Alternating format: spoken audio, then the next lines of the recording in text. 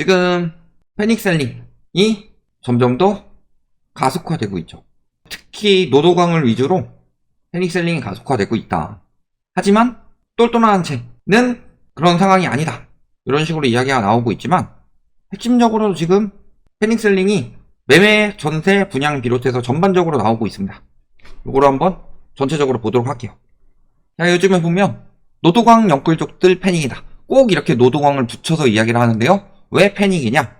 특히 노원구에서 제일 유명한 건 상계주공 아파트들이죠. 재건축 이야기 많이 나오고 그랬던 곳들인데 상계주공 12단지 전용 41제곱미터가 3억 2천에 거래가 됐다. 이게 6억 2천까지 뛰었었는데 48% 떨어졌다. 벌써부터 반토막 나고 있는 단지들이 나오고 있습니다. 근데 아직 시작 단계라는 게 문제죠.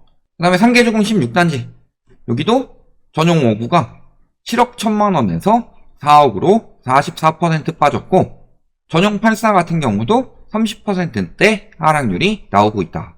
그 다음에 도봉구 삼성레미안 여기도 11억 가던 게 7억까지 떨어졌다. 무슨 도봉구에서 저기 아무리 그래도 11억이 말이 돼요. 실질적으로.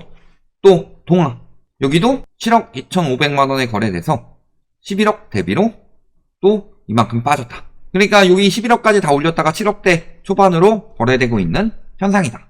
그리고 노원구의 하락률이 높고 도봉 강북구도 하락폭이 크다. 그래서 노도광 영끌족들 패닉이다. 물론 강남의 영끌족들이 들어가기 쉽지 않습니다. 돈을 아무리 빌려도 강남은 한계가 있는 거고 영끌족들한테 팔아먹고 똘똘한 채 이 말을 믿고 들어가는 사람들이 이제 강남 쪽으로 들어가는 거고 영끌족들은 이제 노도광 이런 쪽으로 많이 샀죠. 아니면 서울 외부 이런 쪽으로 많이 들어갔었는데 팔리지가 않는 거죠. 팔리지가 않으니까 불안은 한데 금리 부담이나 이런 것들이 계속 커지니까 조금씩 낮추고 하다가 벌써 노도광은 30-40% 떨어지는 건 기본 옵션이 됐다. 그런데 언론에서는 항상 강남만 띄우죠. 그래서 강북은 던지는데 강남은 버틴다. 그래서 가격이 상대적으로 덜 빠졌다. 강남은 버티기가 아니라 빠지기 아니에요? 왜 강남 쪽은 언론에 계속 이렇게 띄우느냐?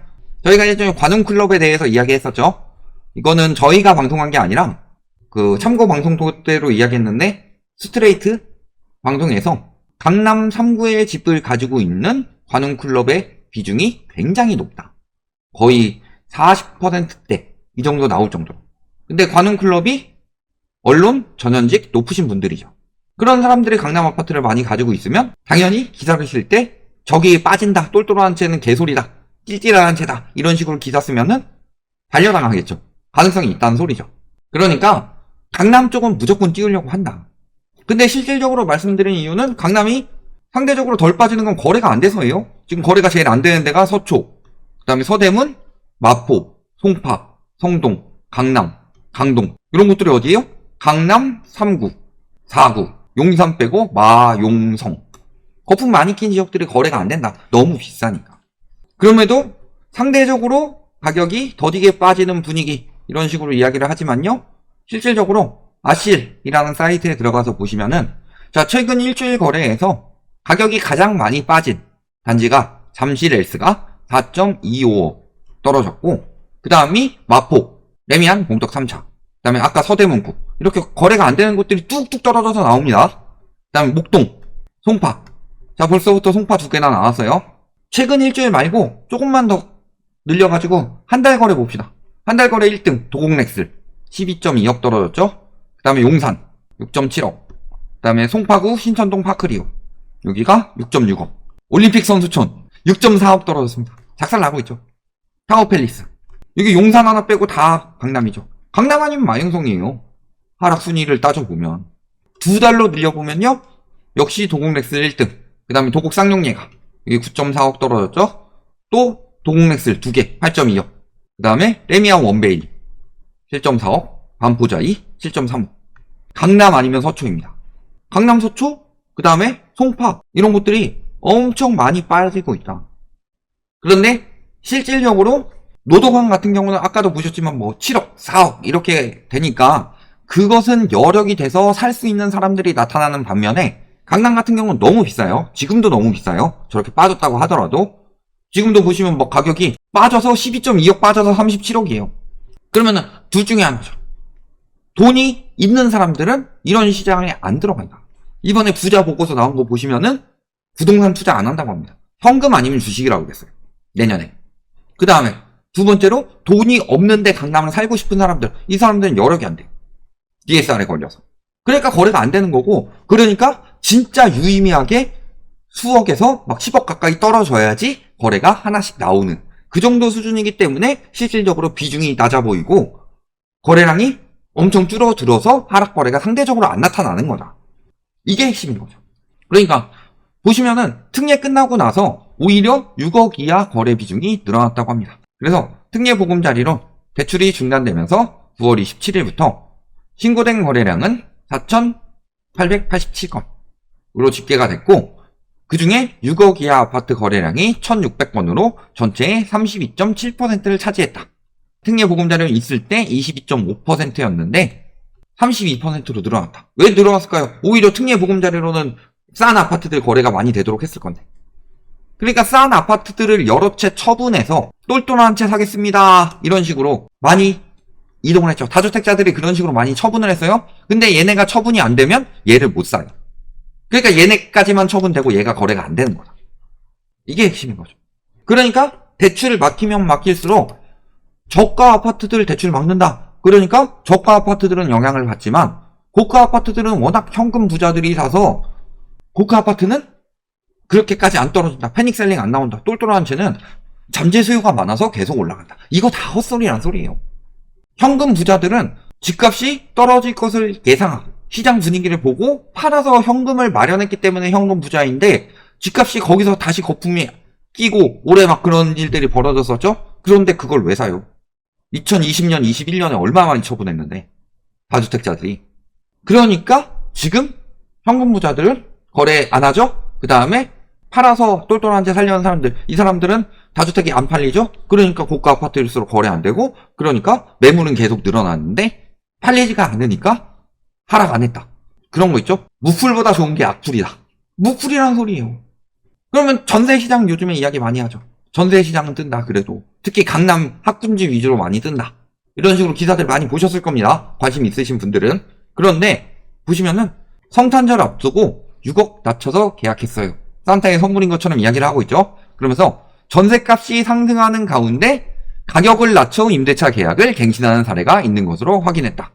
이 뭔 개소리야! 전세값이 상승하는 가운데 가격을 낮춰서 임대차 계약을 갱신하는 게 뭔 개소리냐. 그때 이중가격 형성될 때 뭐라고 그랬어요?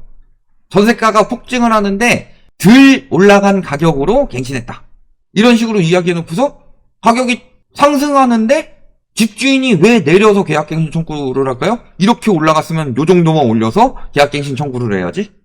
그러면서 당장 임차인에게 목돈을 내주기보다 가격을 일부 낮춰서 재계약하는 사람들. 뭐 이런 이야기를 하면서 나오고 있는데 2년 전 9억 8,500에 거래가 된 마포구 신수동, 신천숲, 아이파크. 여기가 1억 8,500 떨어진 8억에 갱신 계약됐고, 고덕 차이 여기도 9억 5천에서 7억 5천으로 떨어졌고, 그 다음에 도곡렉스 여기도 23억에서 17억 원으로 떨어졌다. 그러니까 저게 다 헛소리라는 거죠. 그러면은 우리가 여기서 분석해 봐야 될 게 뭐냐. 자, 계약갱신 청구권을 사용하면요 5% 상한을 잡을 수가 있는데, 그래서 이때 계약갱신 청구권을 많이 썼죠. 그런데 5% 상한이랑 전혀 관련 없는데 왜 굳이 청구권을 썼을까요? 왜냐하면 요걸 사용했을 경우 임차인에게 무슨 권리가 생기느냐? 묵시적 갱신과 비슷한 권리가 생긴다. 그렇기 때문에요, 계약갱신 청구권을 하지 않고 예를 들어 9억 5천에서 7억 5천으로 갱신을 했다. 그러면요 그냥 2억 떨어진 가격으로 2년 살아야 됩니다. 근데 묵시적 갱신과 비슷하다라고 하면은 묵시적 갱신 같은 경우는 3개월 전에 통보하면요 계약을 종료할 수 있습니다. 즉 갑자기 막 6억까지 떨어져요. 전세가. 내가 한 6개월 살았는데. 그러면요 나 이제 계약 더 안 합니다 해놓고서 3개월 뒤에 뺄 수 있다. 그럼 더 싼 데로 갈 수 있겠죠. 그러니까 역전세가 날 것이다 라고 생각하기 때문에 계약갱신 청구권을 사용하지, 역전세가 나지 않고 이제 전세가 올라가는 분위기다 라고 세입자들이 생각한다면요 떨어진 가격의 계약갱신 청구권을 사용하지 않는다. 왜냐면 올라갈 때를 대비해서 그 청구권을 남겨놓겠죠. 이런 부분을 잘 생각해 보시면 지금 전세 대란 난다, 전세가 올라간다 라고 막 부추기고 있지만 실질적으로 현장의 분위기는 그렇지가 않다. 갱신권을 사용하고 있는 사람들을 보면 답이 나온다. 이게 핵심인 거죠. 그리고 분양시장도 어때요? 인근 신축 아파트도 분양가보다 가격이 내려간 마피 매물들이 넘쳐나고 당연히 거래도 안 되고 있습니다. 그래서 계약 해지를 하고 싶어요. 분양계약 해지를. 근데 조심하셔야 될 게 분양계약 해지는 안 됩니다. 원래 원칙상으로. 그러면은 어떨 경우 되냐? 계약금까지 지불했을 때 계약금 포기하면서 할 수는 있다. 근데 중도금 지불을 했을 때는 계약 해지하기에는 법적으로 가도 굉장히 힘들어져요. 그런데 언론에서 계속 부추겼죠. 분양가는 계속 올라갈 것이다. 따라서 집값 떨어지는 이 형국이 오래 갈 수가 없다. 그리고 지금 사놓으면은 나중에 분양가 훨씬 더 비싸지니까 지금 사는 게 제일 싸게 살 때다. 이런 식으로 부추겨서 부랴부랴 분양 받았는데 마피 나오고 분양 받은 거 후회하는 상황이 벌어지고 있는 거다. 마피가 나왔다는 것 자체가 묻지마 분양 받았다가 분위기가 좋지 않으니까 패닉 셀링 하고 있다는 소리죠. 패닉 바잉 이후에는 패닉 셀링이 오는 거다. 왜냐면 분양가가 이 모양 이 꼴인데 누가 사요? 나도 중도금 내고 나중에 잔금 낼게 걱정이 되고. 근데 둔손주공 살리기 프로젝트로 전매 풀어줬으니까 부동산 시장은 계속 살아나는 거고 분양권 투기는 무조건 돈 번다 생각해서 들어갔는데 돈을 못 버는 거. 마음 급해지는 거죠. 여기에 지금 업계에서 분양가 상승을 철근 시멘트 등 원자재 가격 상승 등에 대한 영향으로 분석했다. 요거 34평 만드는데 철근 시멘트 가격 올라간 걸로 분양가 올라가봤자 500만원 수준입니다. 저번에 절대 분양 받지 마라 라는 영상에서 저거 다 분석해 놨어요. 그러니까 분양가 올라가야 된다고 언론에서 띄우면서 건설사에서 분양 안 되네 하면서도 분양가 떨어뜨리겠다는 이야기는 절대 안 하죠. 왜? 분양가 떨어뜨리겠다는 이야기가 나오는 순간 지금 아니면 못 산다. 이 수요들까지도 빠지니까. 그렇지만 진퇴양난이죠. 왜? 이제 분양가를 더 올리자니 돈을 가지고 있는 수요가 없고 분양가를 내리자니 떨어지는 분위기라서 지금 살 때가 제일 비싸다라는 심리가 생기니까 분양 안 되는 거고. 그러니까 뭘 해도 안 되는 상황이 된 거예요. 왜? 거품이 꼈으니까. 잘 생각해보세요. 우리나라는 아직도 분위기가 안 좋아요. 근데 우리나라보다 금리는 높은데도 분위기가 좋은 나라가 있죠. 어디냐? 미국이요. 미국 같은 경우는 변동금리가 적기 때문에요. 코로나 때 집 산 사람들이 급하게 내놓을 이유가 없습니다. 그래서 공급 부족 이야기가 나올 수도 있어요. 그 다음에 모기지 금리는 높지만 미국 같은 경우는 글로벌 금융위기 이후 디레버리징을 한번 하고 2014년에 DSR을 도입을 했기 때문에 물이 가지 않는 선에서 다들 대출을 받아서 아직도 여력 가진 사람들이 계속 나올 상황이 됩니다.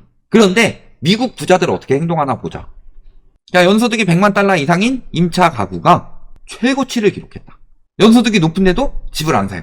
살 시기가 아니라고 생각해서.